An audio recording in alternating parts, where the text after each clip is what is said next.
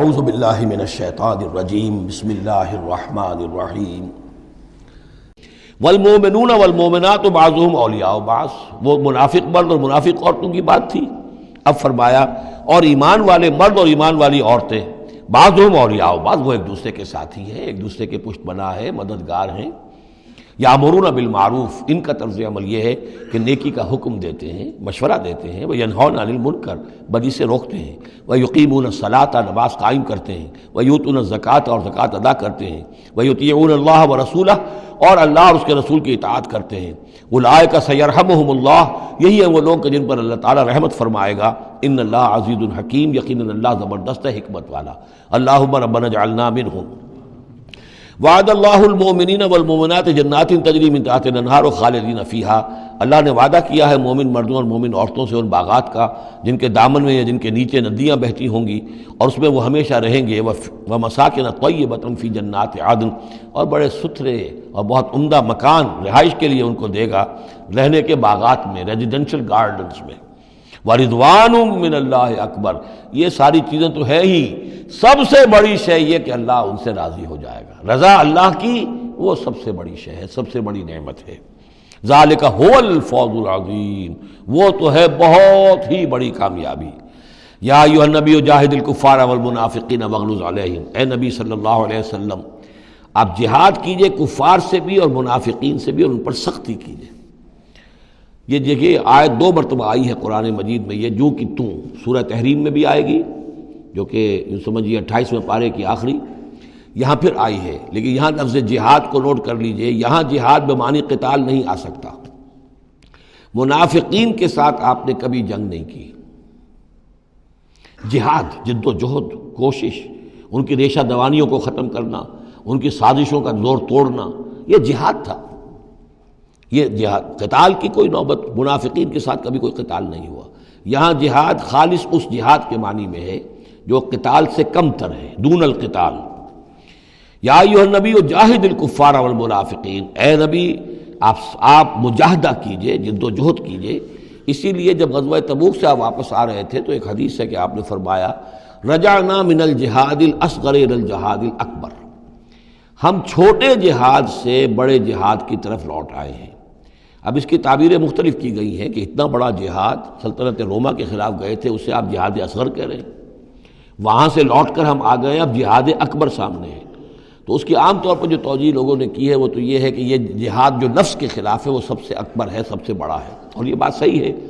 آپ سے پوچھا گیا ای الجہاد افضل یا رسول اللہ، آپ نے فرمایا ان تجاہد نفسک فی طاعت اللہ، کہ اللہ کے رسول یہ بتائیے کہ سب سے افضل جہاد کس کا ہے؟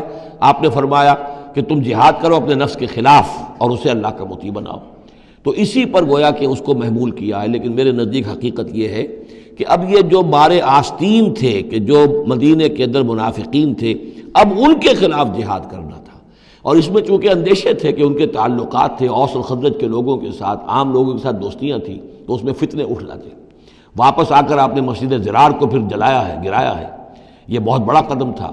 عام مسلمان جو اس پر مشتعل بھی ہو سکتے تھے کہ مسجد کو گرا رہے، لیکن یہ کہ یہ اقدامات آپ نے کیے ہیں صلی اللہ علیہ وسلم اس آیت کے اترنے کے بعد اور تبوک سے واپسی کے بعد۔ یا ایھا النبی جاہد الکفار والمنافقین واغلظ علیہم، اے نبی جہاد کیجئے کافروں سے بھی اور منافقین سے بھی، اور ان پر سختی کیجئے۔ ومأواہم جہنم، ان کا ٹھکانہ جہنم ہے، وبئس المصیر، اور وہ بہت برا ٹھکانہ ہے۔ یحلفون باللہ ما قالوا، وہ اللہ کی قسم کھا کر کہتے ہیں کہ ہم نے یہ بات نہیں کہی، کوئی بات جو بھی آئی، کوئی غلط بات کہی، کوئی استہزاء کیا، کوئی تمسخر اڑایا۔ وَلَقَدْ قَالُوا كَلِمَةَ الْكُفْرِ، حالانکہ انہوں نے کہا ہے کفر کا کلمہ۔ یہ ایک بات انہوں نے کہی تھی، اس کا ذکر آ جائے گا تفصیل سے سورہ منافقون میں 28ویں پارے میں، واقعہ وہاں تفصیل سے آیا ہے۔ تو لیکن یہ کہ کسی نوجوان نے آ کر حضور کو بتا دیا کہ اس نے یہ کہا ہے، اب حضور نے طلب فرمایا، انہوں نے کہا نہیں یہ بالکل جھوٹ بولتا ہے اس نے، یہ اور اس نے خامخواہ جو ہے وہ فتنہ اٹھانے کی کوشش کی ہے۔ تب یہ آیت نازل ہوئی، اللہ نے اس نوجوان کو سچا کیا اس آیت کے ذریعے سے کہ جھوٹ وہ عبداللہ ابن ابی بول رہا ہے، یہ نوجوان نہیں بول رہا۔ یحلفون باللہ ما قالوا، وہ قسم کھا رہے ہیں اللہ کی کہ ہم نے وہ بات نہیں کہی۔ وَلَقَدْ قَالُوا كَلِمَةَ الْكُفْرِ، حالانکہ انہوں نے کہا کلمہ کفر۔ وَكَفَرُوا بَعْدَ إِسْلَامِهِمْ، اور وہ اپنے اسلام کے بعد کفر منکر ہو چکے، کفر کر چکے۔ وَهَمُّوا بِمَا لَمْ يَنَالُوا، اور انہوں نے ارادہ کیا تھا اس شے کا کہ جس کو وہ حاصل نہ کر سکے۔ یہ ایک خاص واقعہ ہوا تھا کہ جب تبوک سے واپس آپ آ رہے تھے تو ایک موقع پر آپ عام راستے سے قافلے سے ذرا ہٹ کر ایک پہاڑی راستے کی طرف سے آپ کا گزر ہوا، اور وہ تنگ راستہ تھا، وہاں سے بس ایک ہی اونٹ ایک وقت میں گزر سکتا تھا، حضور کے ساتھ 2 آپ کے صحابہ تھے۔ وہاں ان لوگوں نے کوشش کی، منافقین نے، کچھ لوگ تھے کہ جنہوں نے اپنے ڈھانٹے باندھ لیے کہ پہچان میں نہ آئے، اور رات کی تاریکی میں انہوں نے ہاتھ چلایا، چاہتے تھے کہ حضور کو شہید کر دیں۔ بہرحال وہاں پر جو ہے کسی طریقے سے جو 2 آپ کے جانثار ساتھی تھے انہوں نے انہیں کھدیڑا، مار کر بھگایا۔ پھر حضور نے ان کو بتا بھی دیا تھا، جن میں حضرت حذیفہ ابن یمان بھی تھے رضی اللہ تعالی عنہ، اور حضرت عمار تھے، عمار ابن یاسر، ان دونوں کو بتا دیا تھا کہ فلاں فلاں نام ہے، یہ فلاں فلاں منافق ہے، لیکن یہ میرا راز رہے گا تمہارے پاس، تم نے یہ نام کسی کو بتانے نہیں ہے۔ یہ اسی لیے حضرت حذیفہ کا نام پڑ گیا تھا صاحب و سر النبی، نبی کا ایک راز ہے ان کے پاس، نبی کے ایک رازدان، وہ حضرت حذیفہ ابن یمان۔ وَهَمُّوا بِمَا لَمْ يَنَالُوا، انہوں نے تو ارادہ کیا تھا وہ چیز جو وہ حاصل نہ کر سکے، وَمَا نَقَمُوا إِلَّا أَنْ أَغْنَاهُمُ اللَّهُ وَرَسُولُهُ، اور یہ نہیں انتقام لے رہے مگر اس شے کا کہ اللہ نے اور اس کے رسول نے انہیں غنی کر دیا ہے۔ اللہ اور ان کا رسول ان کی طلب مال کو دیکھ کر انہیں صدقات میں سے، مال غنیمت میں سے بفراغت دیتا رہا، من فضلہ ہی، اپنے فضل سے۔ وَإِن يَتُوبُوا يَكُ خَيْرًا لَّهُمْ، اب بھی اگر توبہ کر لیں تو یہ ان کے لیے بہتر ہوگا۔ وَإِن يَتَوَلَّوْا، اور اگر وہ پیٹھ موڑیں گے، يُعَذِّبُهُمُ اللَّهُ عَذَابًا أَلِيمًا، اللہ انہیں عذاب دے گا، بہت دردناک عذاب، فی الدنیا والآخرہ، دنیا میں بھی اور آخرت میں بھی۔